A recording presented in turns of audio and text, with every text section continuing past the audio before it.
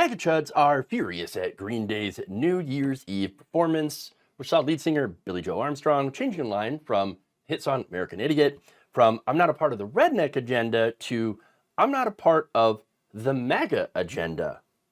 Now, this little change hurt some feelings. So, I'm going to give you the response here from some conservatives. Kevin Sorbo, for example, wrote, "Punk rock is pro-big government." Another responded, "Punk rock sellouts. I'm glad they love the government because I don't. This is what we call attention-seeking sellouts, trying to spread propaganda. Your crowd was mostly Gen X dumbasses. Hashtag sellout, hashtag MAGA." Oh, direct shot across the bow to Gen Xers. You can stand for that, Gen X? You can stand for that? I don't think so. Laura Loomer, ironically, posts, "Losers." I said ironically because Laura Loomer, very famous for losing, constantly. Her congressional campaign, for example, in Florida. Yeah. More. Junkyard Devil Dog says, "So Green Day supports corporate oligarchs, globalist scum," which is another name for Jews, "puppet dictators, the death of the American dream, the erosion of personal freedom and liberty. That's so rock and roll." And of course, no right-wing freakout is complete without the musings of Cat Turd, saying, "Nothing says punk rock like government bootlicking millionaire sellouts playing on ABC." And finally, Jack Sobeek says, "Green Bay ain't said what word all throughout the Obama years and not one word about Biden. Bought and sold. More like green paid." Okay, you could tell they're pretty butthurt over this, which makes it amusing. Okay. My favorite responses, though, were from people who were saying, "Oh my God, how dare they put politics into their music? Injecting the political message. I remember when punk rock was about..." What? I mean, punk rock has always been political. Look, the song that, American Idiot, for example, came out in 2004 as a protest song to George W. Bush and the Iraq War. I mean, I can't think of anything more political than that, okay? Look, at the time, anybody who spoke out against the Iraq War was lambasted by Washington, George W. Bush, the press, conservatives, especially the conservatives who would go on to eventually become MAGA. I mean, they kind of forgot about that whole "we supported the war" thing before, we were for it before we were against it. Oh, okay, yeah. Okay.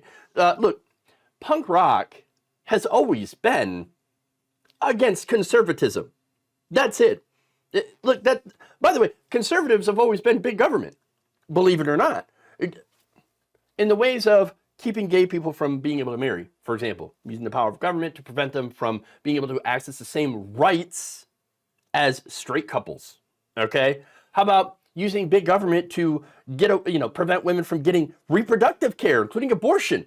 That's pretty big government getting into your life, big government getting in between you and your doctor. Exactly. Trying to stop transgender people from being able to live their lives. Banning books, using the power of government to ban books. No, the only time conservatives say that they're, or actually mean that they're against big government, when government tries to regulate corporations to prevent them from, I don't know, screwing us over, not paying workers what they're owed. Yeah. Oh, and of course, trying to prevent workers from unionizing. Yeah. That's when they're, big. That's when they're against big government, because like, oh no, we can't give regular people rights against our donors. No. Look, punk rock has always been a counterculture to conservatism. If you've actually listened to the lyrics ever, you would understand that, and of course have a certain level of comprehension. Okay, punk is progressive.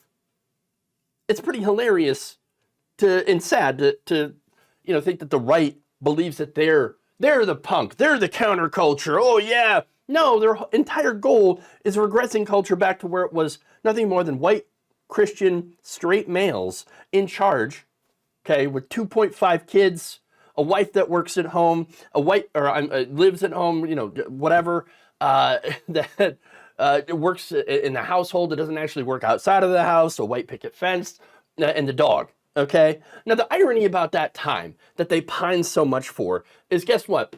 We had high taxes on the rich. Super high taxes on wealthy people. Yes, millionaires. We had strong labor unions and labor rights. The ability to raise a family on a single income. Do you know who made that impossible? Ronald frickin' Reagan, okay? As well as the conservative Supreme Court that allowed an unlimited amount of money to flood into our elections from special interests. Conservatives!